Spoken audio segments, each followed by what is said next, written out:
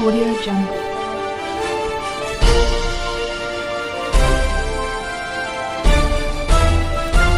Audio Jungle. नमस्कार, the news network में आपका स्वागत है। आज दो मेजर घटनाएं पाकिस्तान में हुई हैं और दोनों ही मीर नवाज़ के केस के ताल्लुक़ रखती हैं। पहली बात तो अब मीर नवाज़ के बाद कुछ और जर्नलिस्ट के ऊपर भी कार्रवाई होगी। पहले तो आप वो सुनिए और उसके बाद सुनिए उस जज के फैसले पर भी एतराज़ है जिस जज ने गवर्नमेंट के अगेंस्ट फैसला दिया था। तो बारी बारी से दोनों केस सुनते हैं, आइए।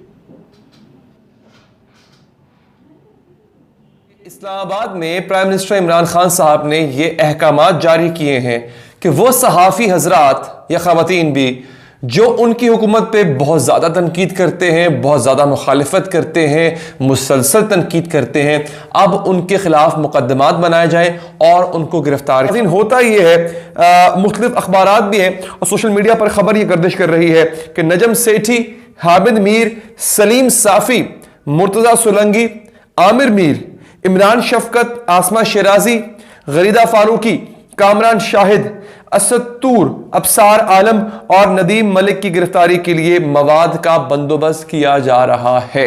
और सोशल मीडिया पर यह चल रहा है कि यह सब कुछ इमरान खान साहब के कहने पे किया जा रहा है। इमरान खान साहब ने सब कुछ करने को कहा है। अब मैं आपको बताता हूं ये बात आई कैसे है। हुआ यह है कि मोहसिन बेग साहब की जो गिरफ्तारी है उसके बाद ये चर्चा हो रही है सोशल मीडिया पे सहाफियों के दरमियान। ये मैं आम बंदों की बात नहीं कर रहा, सहाफी आपस में गुफ्तगू कर रहे हैं सोशल मीडिया पर कि जनाब अब उनकी बारी है। क्योंकि मोहसिन बेग साहब जो हैं वो बहुत ज्यादा खिलाफ बात किया करते थे, बहुत तनकीद किया करते थे इमरान खान साहब पर, उनकी हुकूमत पर। बल्कि उनकी एक वीडियो क्लिप है उनका जो कि इस वक्त वायरल है, जिसमें वो बहुत अरसा पहले उन्होंने ये बात बता दी थी कि उनको धमकी दी गई है कि वो मुल्क छोड़ दें और ये जो इमरान खान साहब पे तनकीद करते हैं ये करना छोड़ दें, वरना इसके संगीन नतायज होंगे। उन्होंने टीवी प्रोग्राम में, समा के टीवी प्रोग्राम में बैठ के ये बाकायदा तौर पे मोहसिन बेग साहब ने बात की थी। अब असद तूर सहाफ़ी है और एक मतलब यूँ कह लें कि सोशल मीडिया पे उनकी चीज़ें अक्सर वायरल रहती हैं, काफ़ी मशहूर सहाफ़ी हैं। उन्होंने ये ट्वीट किया जिसके बाद ये इस पूरी बहस का आगाज हुआ और फिर जो है अब बात हो रही है कौन कौन सहाफ़ी गिरफ्तार होने जा रहा है। उन्होंने ट्वीट क्या किया मैं आपको दिखा देता हूं, आपके सामने भी आ चुके हैं, मैं पढ़कर भी सुना रहा हूं आपको। Breaking: In a disturbing development, well-placed sources say that PM Imran Khan is pushing and has given directions to authorities to give CTD and police powers under PECA law to initiate cases against his political rivals, workers, critical journalists and dissenting voices। यानी वो कह रहे हैं कि इमरान खान साहब जो है वो काउंटर टेररिज्म डिपार्टमेंट, अब CTD का क्या काम है सहाफियों को गिरफ्तार करना, वो तो दहशतगर्दों को गिरफ्तार करती है ना। CTD को और पुलिस को पेका लॉ, यानी पेका के नाम से, PECA के नाम से एक कानून है पाकिस्तान में, आपको इसका शायद इल्म ना हो, मैं आपको बता भी दूंगा। उस कानून के तहत सहाफियों को गिरफ्तार किया जाए, मुखालिफी सियासी वर्करों को गिरफ्तार किया जाए, या फिर वो जो लोग तनकीद करते हैं, जो उनके मुखालिफ आवाज उठाते हैं, उनको गिरफ्तार किया। के खिलाफ कार्रवाई का फैसला कर लिया है जस्टिस काजी फाइज ईसा के बाद हुकूमत ने मोहसिन बेग की गिरफ्तारी को गैर कानूनी करार देने वाले एडिशनल सेशन कोर्ट के जज जफर इकबाल के खिलाफ भी शिकायत करने का फैसला कर लिया है। आज एडवोकेट जनरल इस्लामाबाद नियाजुल्लाह नियाजी की वज़ीर आज़म इमरान खान से मुलाकात हुई और ज़राए के मुताबिक एडवोकेट जनरल इस्लामाबाद नियाजुल्लाह नियाजी ने मोहसिन बेग के मामले पर वज़ीर आज़म को ब्रीफिंग दी, जिसके बाद जियो न्यूज़ से बात करते हुए एडवोकेट जनरल इस्लामाबाद नियाजुल्लाह नियाजी का कहना था कि वज़ीर आज़म ने कहा है कि कोई शख्स कानून से बालातर नहीं। मोहसिन बेग ने इदारे के एहलकारों पर फायरिंग की। एडिशनल सेशन जज ने जो फैसले में लिखा है वो मैंडेट से तजावुज किया है। जब बंदा आपके सामने रेफरेंस होगी जिस पर फैसला chief justice Islamabad high court करेंगे।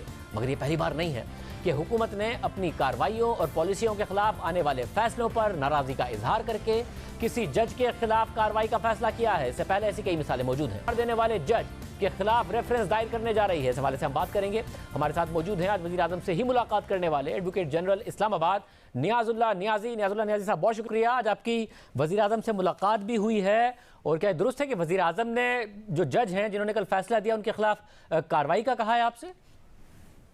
हमारी मुलाकात वैसे लीगल टीम की हुई और तमाम जो हाई प्रोफाइल मैटर्स होते हैं, मतलब पहले उसामा सत्ती केस है, नूर मुकद्दम है, सारे केस डिस्कस हुए और इसमें जो हमें रेफरेंस की बात है वो एज ए एडमिनिस्ट्रेटिव साइड पे हमने खुद फैसला पड़ा है। वजीर आजम ने कोई अपने तौर पे नहीं करना, वो मैंने करना है, क्योंकि फैसले में 491 के जो अख्तियारात थे वो अगर आपने पढ़ लिए 491 में सिर्फ और सिर्फ होता है कि इलीगल डिटेंशन। तो इलीगल डिटेंशन के लिए FIR प्रोड्यूस कर दी गई कि इसके खिलाफ एक लीगल कार्रवाई है। और उसके बाद जो पैरा नंबर 4 आप पढ़ें उस ऑर्डर का, तो उसमें जज साहब ने उस मैंडेट से हटकर जो जुरिस्डिक्शन उसकी नहीं थी, उसने खुद कह दिया कि ये ATA कोर्ट का मसला है। अब उसमें वो ऑब्जर्वेशन दे देना कि जी ये इसके खिलाफ ये इलीगल रेड था, इसमें डिस्ट्रिक्ट जज जो है वो जो IG है इसके खिलाफ कार्रवाई करे, या IG को डायरेक्ट कर देना कि अगर उनकी कोई पटिशन पेंडिंग है या उनकी एप्लीकेशन है तो उस पर इन अकॉर्डेंस विद लॉ कार्रवाई करे। तो ये तो मैंडेट उसका नहीं था। तो इस ऑब्जर्वेशन से ये लगता है कि ये तो सारी जो प्रोसीड जो ऑर्डर है ये तो बेस्ट है। सब मगर जो जज साहब ने जो सवालात उठाए वो के 9 बजे लाहौर में FIR होना, 9:30 बजे टीम का पहुंच जाना, फिर उन्होंने पुलिस को बुलाकर भी सारे सवालात पूछे और बाद में उन्होंने ये सारा का सारा फैसला दिया। तो ये जो इदारों ने जिस तरीके से कार्रवाई की उस पर वज़ीर आज़म के तहफ़्फ़ुज़ात नहीं थे, आपके तहफ़्फ़ुज़ात नहीं कि इदारों ने कानून से बालातर होकर कार्रवाई की है? वजीर आजम भी रूल ऑफ लॉ की जंग लड़ता रहा और हम भी रूल ऑफ लॉ की जंग लड़ रहे हैं। वजीर आजम को पता था कि स्टेट के लोग जिन्होंने FIR दी है, FIR का साबित होना तो कोर्ट में ट्रायल में गलत है जैसा ही है, वो तो आफ्टर ट्रायल कंक्लूड होगा ना। अब वहां जाके अगर रियासत के एहलकारों के ऊपर हमला कर देना, हाथ में पिस्टल हो, आप तस्वीरें सामने देख रहे हैं कि एक बंदा गोलियां चला रहा है और उसमें FIA का एक एहलकार जख्मी हो गया है, तो क्या उनकी तरफ से ना कोई क्रॉस फायरिंग होती है? तो ये अख्तियार किसने दिया है? तो क्या स्टेट इसके लिए चुप करके बैठी है? स्टेट इतनी कमजोर हो जाए कि जो मेरे साहब ये तो जाहिर है इसकी तो बिल्कुल जस्टिफिकेशन दी नहीं जा सकती जो कल मोहसिन बेग साहब ने किया, वो तो आपकी बिल्कुल दुरुस्त बात है। मगर जज साहब ने अपने फैसले में लिखा है कि ये फैसला इंसदादी दहशतगर्दी ने अदालत ने उनका रिमांड दिया है, ये फैसला वो अदालत करे। उन्होंने रेड के ऊपर अपना ऑब्जर्वेशन दिया है, उन्होंने ये नहीं कहा कि इंसदादी दहशतगर्दी ने भी अपना फैसला गलत दिया है और मोहसिन बेग ने ये सब नहीं किया जो उन्होंने किया है। इस पर तो उन्होंने राय नहीं दी। बिल्कुल ठीक है। अब 491 का मैंडेट जो है ना वो सिर्फ इतना है कि हम कोर्ट में जाते हैं कि ये हेबियस कॉर्पस की रेट है या पटिशन है हेबियस कॉर्पस की कि इलीगल डिटेंशन कानून कहता है किसी को आप इलीगल गैर कानूनी तौर पे नहीं रख सकते। अब उसमें जज साहब के सामने एक FIR आ गई कि ये FIA ने पर्चा दिया और उसमें एक लीगल कार्रवाई हो रही है। अब उसके बाद वो जिस तरह उस कोर्ट को भेजा, अब उस कोर्ट ने देखना है। अब आगे जाके ऑब्जर्वेशन देना ये तो आगे भी अब जो पटिशन हमारे खिलाफ आई है क्वेश्चमेंट की, इसी को बेस बना के क्वेश्चमेंट फाइल की गई है और दोनों FIR की क्वेश्चमेंट के लिए पेंडिंग है सुबह के लिए। तो अब वो पूरी आप पटिशन पढ़े रेट जो हमारे वो दोस्त लंदन काउंसिल ने की है, उसने तमाम ऑर्डर ही रिप्रोड्यूस किया है। तो ये ऑर्डर क्यों ऐसा जज साहब ने ऐसा ऑर्डर लिखा है जो 491 का मैंडेट था इलीगल डिटेंशन का, वो उसने कर दिया।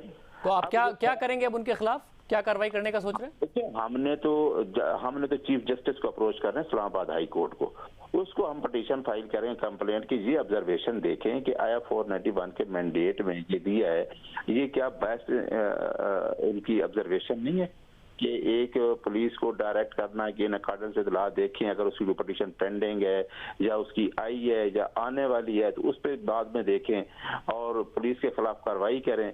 तो अब ये चीजें तो जो हैं ये तो कोई जुरिस्डिक्शन ही नहीं थी। ये फिर मुझे बताइए इस्लामाबाद हाई कोर्ट देखेगा, तो मुझे से ये बताएगा कि मगर आप जजेस के खिलाफ पटिशन पेंडिंग है इस्लामाबाद हाई कोर्ट, इस्लामाबाद के जजेस की, कुछ जजेस नौकरी से फारिग भी हो चुके हैं, तो एक पटिशन आने से वो जज सब खुद देखेंगे अगर उनको ये चीज लगती है कि ये बेस्ट है और ये पटिशन जो है जो ये सक्सीड कर दी तो वो जज सब खुद देखेंगे, इसको मेरिट पे फैसला करेंगे। मुझे बताएगा कि हुकूमत का जो कंडक्ट है, हुकूमत को जो फैसला ना समझ आए या उसके खिलाफ हो, जस्टिस वकार सेठ के खिलाफ भी हुकूमत ने बात की, हुकूमती वुज़रा ने बैठ के इनके खिलाफ रेफरेंस भेजा जाएगा जब उन्होंने फैसला दिया, फिर जस्टिस फाइज ईसा के खिलाफ रेफरेंस गया क्योंकि हुकूमत को उनसे भी इख्तलाफात थे, फिर चीफ इलेक्शन कमिश्नर की तरफ से जब फैसला आया तो उनके लिए भी कहा गया कि रेफरेंस भेजा जाएगा। ये रूल ऑफ लॉ की बात हो रही है या जो हुकूमत के खिलाफ फैसला दे, वजीर आजम को ना समझ में आए, जो हुकूमत करना चाहती है उसकी राह में कोई भी रुकावट आ जाए, तो ये उसकी बात हो रही है कि उस जज के खिलाफ कार्रवाई होगी, उस शख्स के खिलाफ जरूर कार्रवाई होगी। ख्याल है खान साहब के रूल ऑफ लॉ के लिए जितना प्राइम मिनिस्टर चला है ना, वो मुझे पता है, मैं भी इस बार का प्रेसिडेंट था और हम सब रूल ऑफ लॉ के लिए चले हैं, आप लोग भी चले होंगे। ठीक है, अगर किसी के खिलाफ कोई कार्रवाई होती है और कॉन्स्टिट्यूशन के अंदर मौजूद है, तो वो ये क्यों कहता है कि मेरे खिलाफ ये कार्रवाई ना हो? क्या 209 कॉन्स्टिट्यूशन के अंदर मौजूद नहीं है? क्या अकाउंटेबिलिटी जजेस और उसके बच्चों से होना गलत है? वैसा रूल ऑफ लॉ ये है कि जो हो वो कानून के मुताबिक हो, और ये सुप्रीम कोर्ट के फैसले में भी लिखा हुआ है, और तमाम लोगों के लिए यकसा हो। जब आपने कहा कि प्राइम मिनिस्टर ने रूल ऑफ लॉ के लिए चला है, तो प्राइम मिनिस्टर ये भी कहते हैं कि ताकतवर के लिए अलग और कमजोर के लिए अलग कानून नहीं होना चाहिए। एक वफाकी वजीर की लाहौर में 9 बजे की शिकायत पर 9:30 बजे इस्लामाबाद में रेड पड़ जाए, इतना तेजी से काम हो, जबकि हजारों शिकायतें आम शहरियों की मौजूद हों, उन पर ना कार्रवाई हो रही हो, और फिर जब जज फैसला दे दे कि यह गैर कानूनी छापा था, तो उस जज के खिलाफ कार्रवाई हो रही हो। ये रूल ऑफ लॉ है। कोई किसी जज के खिलाफ कोई गैर कानूनी कार्रवाई नहीं हो रही, किसी के खिलाफ भी हो तो हम तो खुद रूल ऑफ लॉ की बात कर रहे हैं। हमने तो कल आपके खिलाफ राना शमीम वाला मैटर पड़ा है, अब 2 तारीखें पिछली 2 पेशीज पे जो है आपके जो जिनके खिलाफ चार्ज को डेफर किया गया वो पेश ही नहीं हो रहा है अदालत में। तो इस प्रकार हुई ये दोनों बातें। अब आपकी राय सारे केस के बारे में क्या है, अब मुझे बताइए। इमरान खान पाकिस्तान में कर क्या रहा है? इस तरह तो ये पूरा बर्बाद हो जाएंगे। ना पहले ही कोई सरकार वहाँ थी, ना ही आगे होगी। तो सुनते और देखते रहिए, हम आपके पास ऐसी ही खबरें पहुँचाते रहेंगे। अब मुझे इजाज़त दीजिए, नमस्कार।